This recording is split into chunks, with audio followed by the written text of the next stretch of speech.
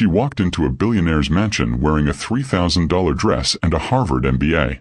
They handed her a serving tray and told her to fetch champagne.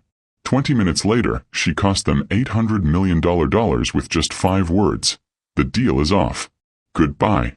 What happens when the most powerful black female CEO in Silicon Valley is mistaken for the help at her own business celebration? You're about to witness the most expensive lesson in respect ever taught in corporate history. Welcome to Life in Stories, my dear family and friends. Please tell us where you are watching from, and don't forget to subscribe and like. Do relax and enjoy, while I bring you this absolutely jaw-dropping tale that sent shockwaves through Silicon Valley and Wall Street alike. The California sun was beginning its descent toward the Pacific Ocean, painting the sky in shades of amber and rose as Belinda Langston's Tesla Model S navigated the winding roads of Malibu. The GPS announced her arrival at the Whitlock estate, but nothing could have prepared her for the sheer ostentation of what lay before her.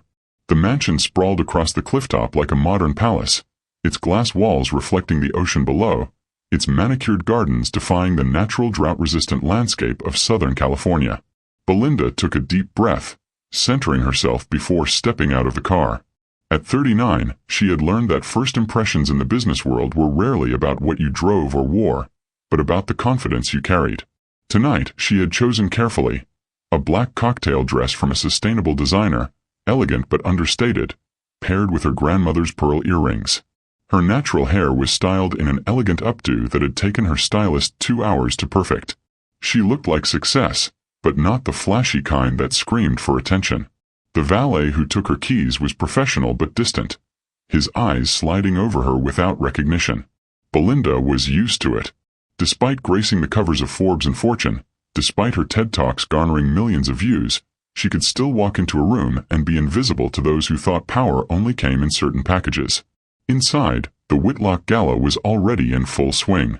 The foyer opened into a ballroom that could have housed a small airplane, its soaring ceilings draped with thousands of tiny lights that mimic stars.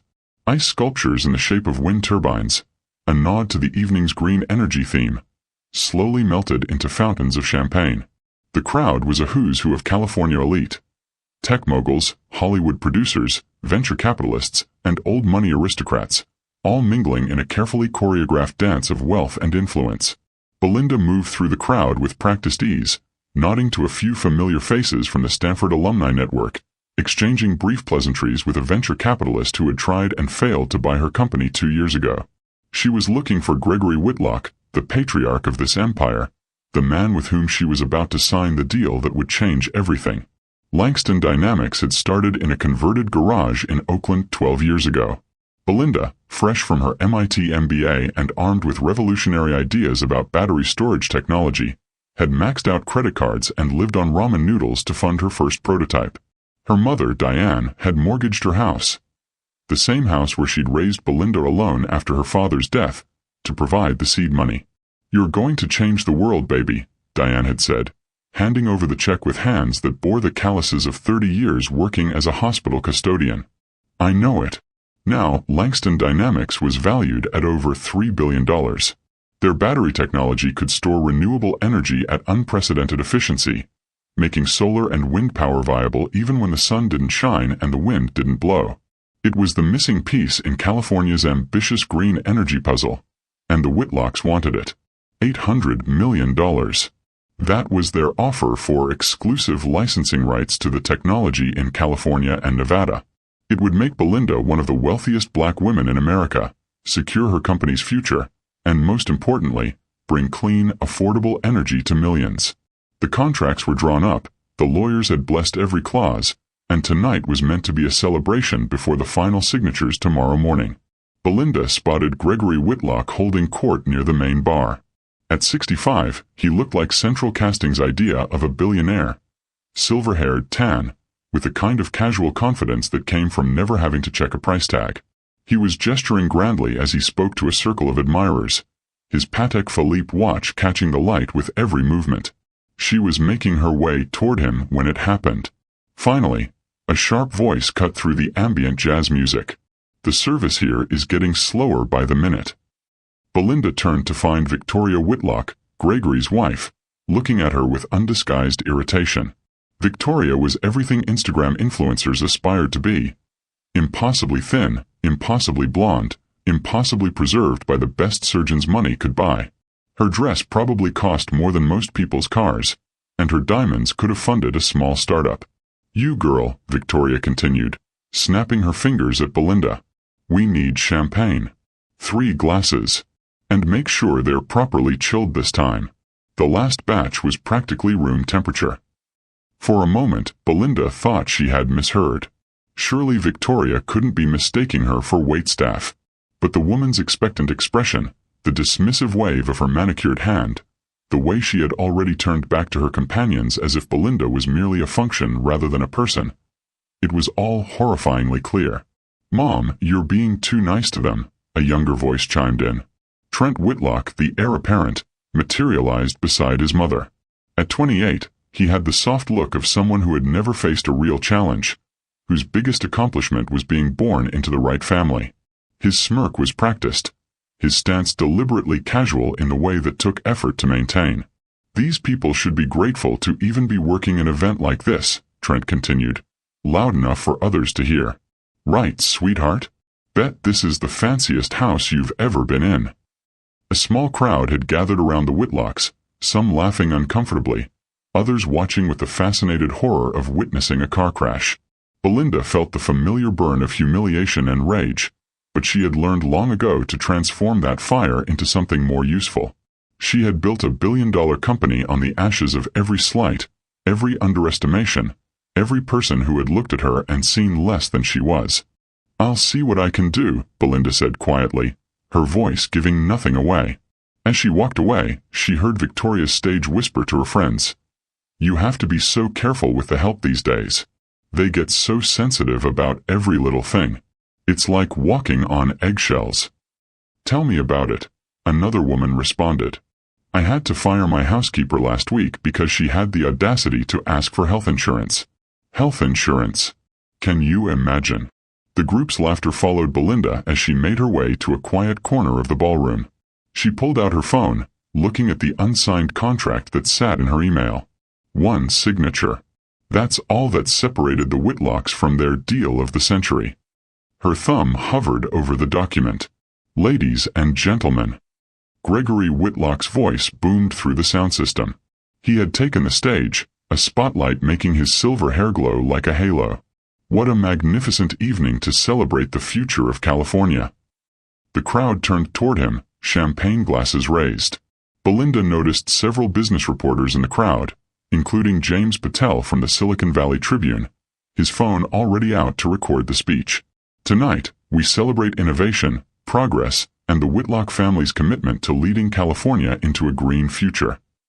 Gregory continued, his arms spread wide as if to embrace the entire room. "Our $800 million partnership will revolutionize how this state stores and uses clean energy.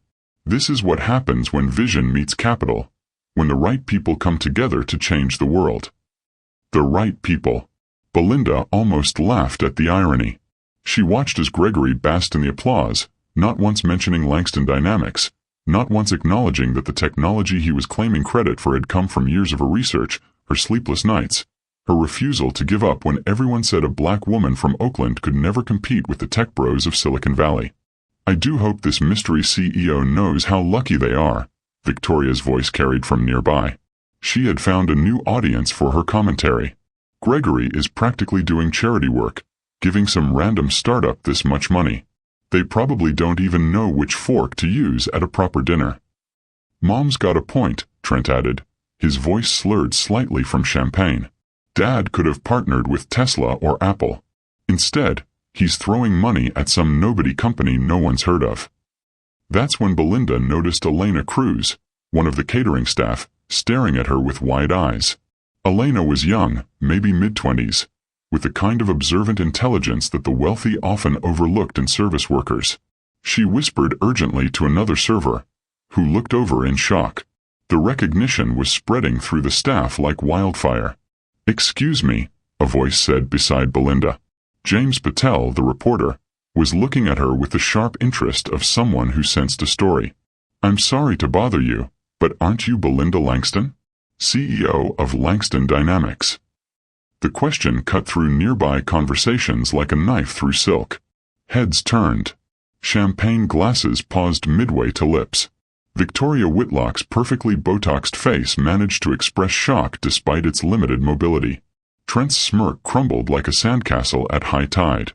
"Yes," Belinda said, stepping forward into the sudden spotlight of recognition. "I am. And I've heard every word that's been said tonight." The silence that followed was so complete that the distant crash of waves against the Malibu cliffs could be heard through the open terrace doors. Gregory Whitlock, still on stage, had frozen mid-gesture, his arms raised as if in surrender.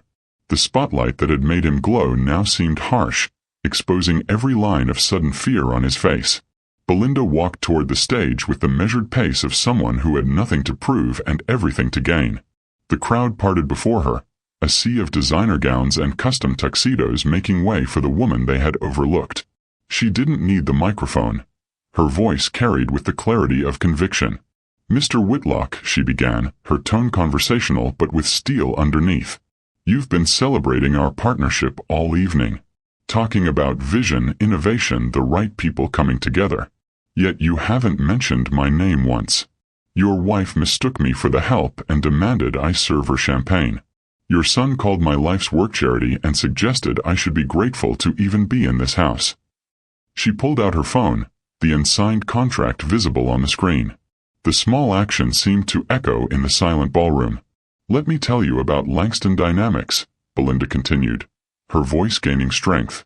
12 years ago, I started this company with a loan from my mother, who mortgaged her house, the only thing of value she owned, because she believed in me. I built every prototype with my own hands. I coded every simulation myself. I pitched to 247 investors before finding one who would look past my age, my race, my gender, and see the technology. The crowd was transfixed. Some had the grace to look ashamed. Others were recording, already sensing this would be a moment that would replay across social media for years to come.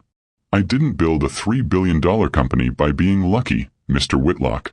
I built it by being brilliant, persistent, and absolutely unwilling to accept the limitations people like your family try to place on people like me. Gregory finally found his voice, though it came out as more of a croak. "Ms. Langston, surely this is all a misunderstanding." "A misunderstanding?" Belinda's laugh was sharp and humorless. "Your wife ordering me to fetch champagne was a misunderstanding? Your son calling my company a charity case was a misunderstanding? You taking credit for innovation you had no part in creating was a misunderstanding." She held up her phone, the contract still glowing on the screen. "Respect is the foundation of every partnership. It's worth more than any amount of money. And tonight you've shown none." Victoria Whitlock had pushed her way to the front of the crowd, her face flushed beneath her perfect makeup. "This is ridiculous. You can't possibly. That $800 million contract you were celebrating?" Belinda cut her off. "Consider it cancelled. I'll be redirecting our partnership to Riverside Energy. They've shown nothing but respect and professionalism throughout our negotiations. They understand that innovation comes from all backgrounds, all communities, all colors." The gasps that rippled through the ballroom were like physical things, bouncing off the crystal chandeliers and marble floors. Phones appeared in every hand, the modern reflex of documenting drama. Push notifications were already buzzing with breaking news alerts. "You can't do that," Gregory sputtered, his composure finally cracking completely. He stumbled down from the stage, reaching toward Belinda as if he could physically grab the deal back. "We have contracts. We have agreements."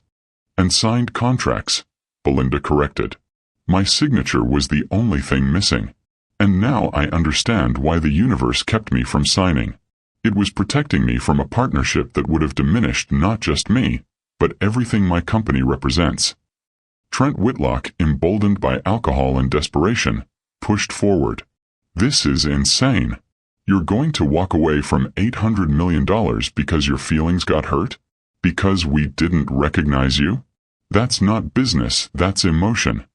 Belinda fixed him with a look that could have frozen hellfire. "No, Trent. Business is understanding that your partners are equals. Business is recognizing that innovation and brilliance come in all packages. Business is knowing that the woman you mistake for the help might be the one holding your future in her hands. She turned to address the room at large, every inch the CEO of a revolutionary company. The technology Langston Dynamics has developed will change how this world, uses clean energy. It will bring power to communities that have been left in the dark. It will make renewable energy reliable and affordable for everyone, not just the wealthy. That technology deserves partners who understand its value and respect its creators. The crowd was mesmerized. Some were nodding along, others looked stricken, perhaps seeing themselves in the Whitlock's behavior. James Patel was typing furiously on his phone, already composing the story that would dominate tomorrow's headlines. Belinda's eyes found Elena Cruz in the crowd. The young woman was watching with an expression of awe and admiration. "Ms. Cruz," Belinda called out, "I noticed you were the only person on the staff who recognized me, who showed me respect before you knew I was someone important. That tells me you have excellent instincts and character. Langston Dynamics is always looking for talented people who understand that everyone deserves dignity. Here's my card. Call my office Monday morning." Elena's hands shook as she accepted the business card, tears streaming down her face. The other catering staff looked at her with a mixture of amazement and envy. "This is a publicity stunt." Victoria shrieked, her composure finally shattering completely. "You planned this. You dressed down deliberately to trick us." "I dressed appropriately for a business celebration," Belinda replied calmly. "The fact that you couldn't see past your own prejudices to recognize a CEO says everything about you and nothing about me." She began walking toward the exit, her heels clicking against the marble with metronomic precision. The crowd parted again, but this time with respect rather than dismissal. "Ms. Langston," James Patel called out. "Any comment for the record? Any message for other business leaders?" Belinda paused at the doorway, framed by the Malibu sunset that painted everything in shades of gold and possibility. She looked back at the devastated Whitlocks, at the stunned crowd, at the phones recording every second of this historic moment. "Money without respect is worthless," she said simply. "The Whitlocks just learned an $800 million lesson. I hope others learn it for free." As she walked through the mansion's grand foyer, she could hear the explosion of conversation behind her. The careful social order of the gala had shattered, replaced by frantic phone calls, heated arguments, and the sound of Victoria Whitlock's hysterical sobbing. The valet had her car ready. Elena Cruz had quietly arranged it, proving again her exceptional instincts. As Belinda drove away from the Whitlock estate, her phone began its symphony of notifications. Her CFO confirming that Riverside Energy was ready to sign immediately. Her publicist fielding interview requests from every major news outlet. Her mother asking if she was okay, if she needed anything, if she wanted to come home for tea and talk. That last message made Belinda smile. After all these years, all the success, Diane Langston still saw her daughter as someone who might need comfort after a hard day. She voice texted back, "I'm more than okay, Mom. I'll tell you everything tomorrow." Tonight, your daughter stood tall. By the time she reached the Pacific Coast Highway, #RespectTheCEO was trending worldwide. James Patel's article, "Arrogance Costs Whitlock's $800 million. A Lesson in Prejudice and Power," had already gone viral. Videos of the confrontation were everywhere, each share another crack in the Whitlock Empire's foundation. The internet, that great democratizer of information, had taken the story and run with it. Memes appeared within hours. Business school professors were already planning case studies. Other CEOs who had been dismissed or disrespected were sharing their own stories, creating a movement that would reshape how Silicon Valley did business. Within 24 hours, the financial implications became clear. Whitlock Capital's stock price plummeted 32% at market open. 3 major institutional investors announced they were reviewing their positions. The SEC announced a preliminary investigation into whether Gregory Whitlock had misled investors about the certainty of the Langston Dynamics deal. In the Whitlock mansion, now empty of party guests and stripped of its celebratory atmosphere, Gregory sat in his study staring at screens full of red numbers. Each refresh brought worse news. A joint venture in Texas had pulled out. A pharmaceutical company had canceled merger talks. The California Green Energy Initiative had released a statement distancing themselves from Whitlock Capital. "This is your fault," Victoria screamed, bursting into the study. Her perfect makeup was ruined. Her designer dress wrinkled from what appeared to be hours of rage and panic. "You said she was nobody. You said it was a done deal. You're the one who ordered her around like a servant." Gregory shot back, his usual composure completely shattered. "Do you have any idea what you've cost us?" Trent, nursing what would become a legendary hangover, slumped in a leather chair. "Maybe we can apologize? Say it was a misunderstanding."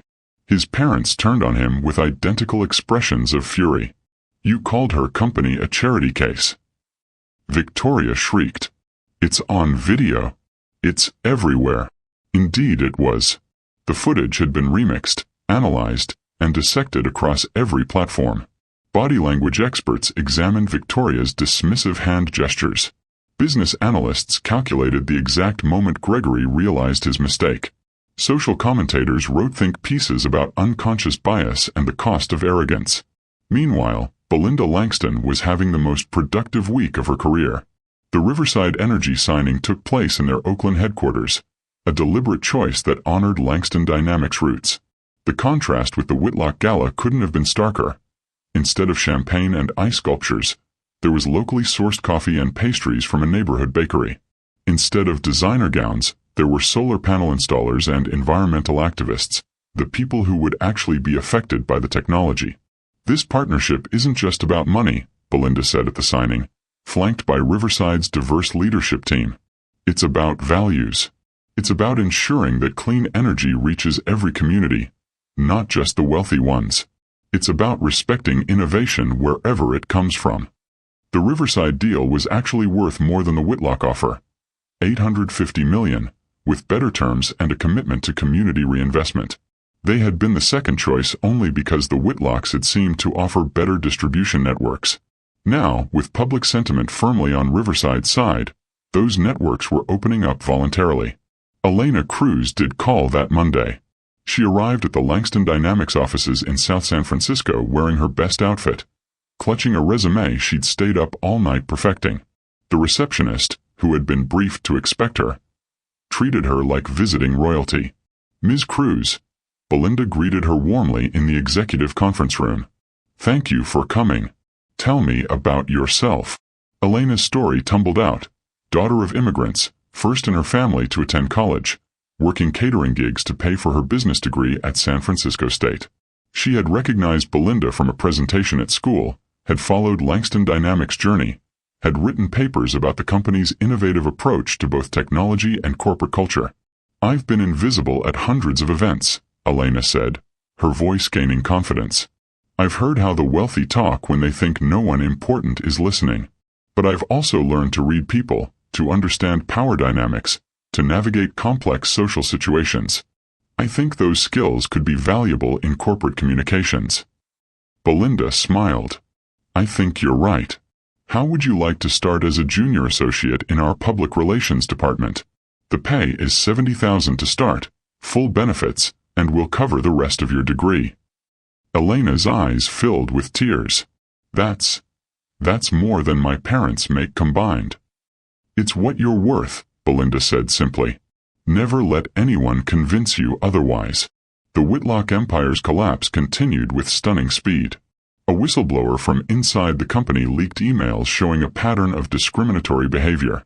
Former partners came forward with stories of deals that had fallen through due to the family's prejudices.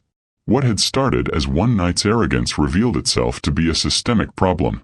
Gregory Whitlock tried to stem the bleeding with a tone-deaf apology video that only made things worse. Sitting in his mansion, the same room where he'd planned to celebrate his deal, he read from obviously prepared notes about misunderstandings and learning experiences. The internet's response was swift and merciless. The video became a masterclass in how not to apologize, dissected in communications courses as an example of missing the point entirely. Victoria Whitlock deleted all her social media accounts after her past posts were excavated and revealed a pattern of casual racism and classism. Screenshots circulated of her complaining about diversity hires and political correctness ruining business. Luxury brands began distancing themselves, quietly removing her from guest lists and canceling sponsorship deals. Trent Whitlock, perhaps suffering the most poetic justice, found himself unemployable in Silicon Valley. His LinkedIn profile, once boasting of his position at Whitlock Capital, became a liability.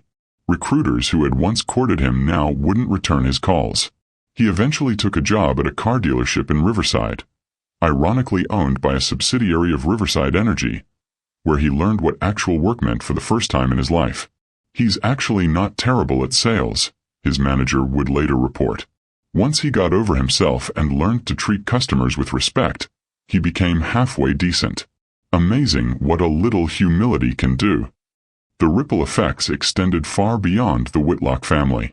Other venture capital firms began examining their own practices, suddenly aware that their unconscious biases might be costing them millions. Several prominent CEOs reached out to Belinda, sharing their own stories of being underestimated and asking for advice on how to handle similar situations. "You changed the game," one tech founder, a young woman from Honduras, told Belinda at a conference 6 months later. "You showed us we don't have to smile and take it anymore. We can demand respect and walk away if we don't get it." Langston dynamics flourished in the aftermath. The publicity had made Belinda a household name, but more importantly, it had highlighted the company's groundbreaking technology. Orders poured in from around the world. The company's valuation doubled, then tripled. Forbes put Belinda on their cover with the headline, "The $800 million Stand: How Belinda Langston Changed Silicon Valley Forever." In the article, Belinda reflected on that night in Malibu. "People ask if I regret walking away from that much money. But I didn't walk away from money. I walked toward dignity. The Riverside partnership has been more profitable in every way that matters. We're not just building batteries. We're building a future where innovation is valued regardless of its source." The interviewer asked about the Whitlocks, whether she felt any sympathy for their downfall. "I feel sympathy for anyone who lets prejudice blind them to opportunity," Belinda replied carefully. "They had the chance to be part of something transformative. Instead, they chose to cling to outdated hierarchies. That's not just bad ethics. It's bad business." A year after the gala, Elena Cruz had been promoted twice and was leading Langston Dynamics' new community outreach program. She often told the story of that night, how a moment of recognition had changed her life's trajectory. "Ms. Langston saw me when I was invisible to everyone else," she would say. "That's the kind of leader who changes the world. One who sees potential everywhere, not just where society tells us to look." The Whitlock mansion in Malibu went on the market 14 months after the gala. The listing tried to emphasize the property's views and amenities, but everyone knew why it was being sold. The family fortune, built over generations, had evaporated in a perfect storm of bad publicity, lost deals, and legal settlements. Gregory and Victoria relocated to a modest condo in Arizona, far from the California society that had once celebrated them. In a final irony, the mansion was purchased by a consortium of Black and Latino tech entrepreneurs who turned it into a co-working space and incubator for underrepresented founders. They kept one room exactly as it had been the night of the gala, a reminder, they said, of how much money prejudice can cost. Belinda attended the opening of the incubator, now called the Langston Innovation Center. She had protested the name, but been overruled. Standing in the same ballroom where she had been dismissed as the help, she spoke to a crowd of young entrepreneurs, many of whom had faced their own versions of the Whitlock experience. "This room once represented everything wrong with Silicon Valley," she said.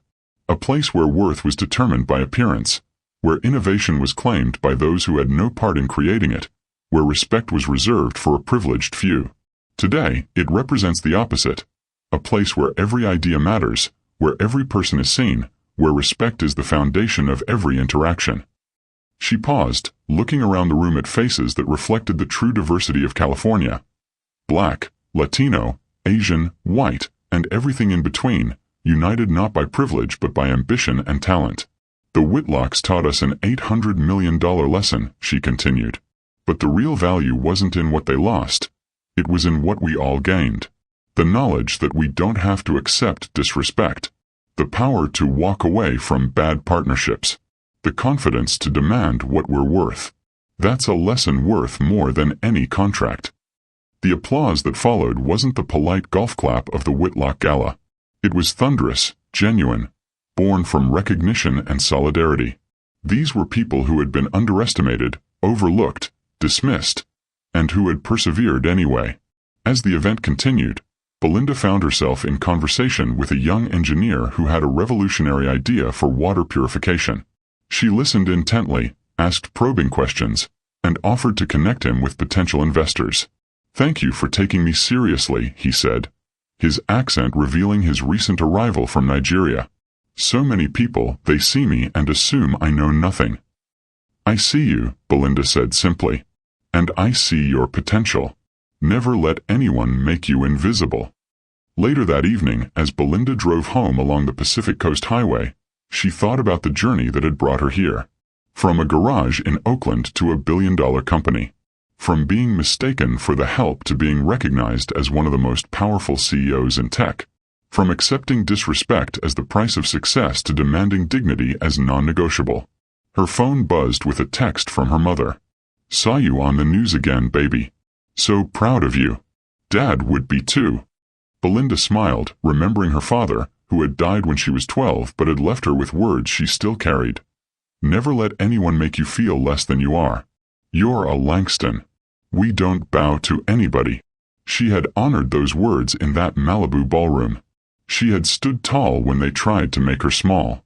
She had claimed her worth when they tried to diminish it. And in doing so, she had changed not just her own story, but the story of countless others who would follow. The $800 million the Whitlocks had dangled had seemed like everything at the time. But what Belinda had gained by walking away was priceless. The knowledge that respect was not negotiable, that dignity was not for sale, and that sometimes the most powerful thing you can do in business is simply refuse to do business with those who don't see your value. As she pulled into her driveway, Belinda looked at the simple house she still lived in, despite being able to afford any mansion in California. It reminded her of where she came from, of the sacrifices that had made her success possible, of the values that no amount of money could buy. Inside, she found the framed contract from Riverside Energy hanging in her home office, signed and celebrated with respect rather than condescension. Next to it hung a photo from the Langston Innovation Center opening, Elena Cruz speaking at the podium, confident and articulate, a testament to what happened when you saw potential rather than prejudice. The Whitlock Gala had been meant to celebrate a deal. Instead, it had become a watershed moment in Silicon Valley history, a cautionary tale told in business schools and boardrooms around the world.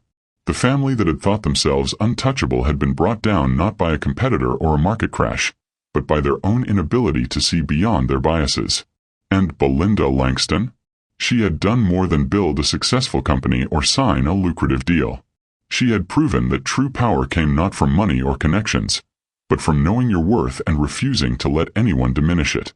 She had shown that respect was the most valuable currency in business, and that those who failed to offer it would pay a price far greater than any contract could contain. The $800 million lesson was simple but profound. In a world where innovation could come from anywhere, those who judged by appearance rather than ability would always lose to those who saw potential in every person. The Whitlocks had learned it too late. But thanks to Belinda Langston's courage that night in Malibu, countless others would learn it in time to change their ways. As she prepared for bed, Belinda's phone buzzed with one final message. It was from a young entrepreneur in Bangladesh who had seen the viral video and been inspired to walk away from her own disrespectful investors. "Thank you for showing us we don't have to accept less than we deserve," the message read.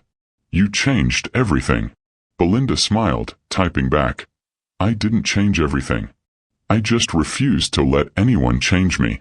You have that same power. Use it." And across the world, in boardrooms and classrooms, in startups and corporations, people were learning to do exactly that. The Whitlock Gala had ended with shattered champagne glasses and ruined reputations. But from those shards had risen something far more valuable. A new understanding that respect was not optional, that dignity was not negotiable, and that the future belonged to those who could see brilliance wherever it bloomed, not just where privilege planted it. The $800 million deal was dead, but the movement it had sparked was worth infinitely more. And Belinda Langston, who had been mistaken for the help, had helped change the world. Thank you for this amazing ride with us. Please subscribe and put on your notification for more interesting story like this.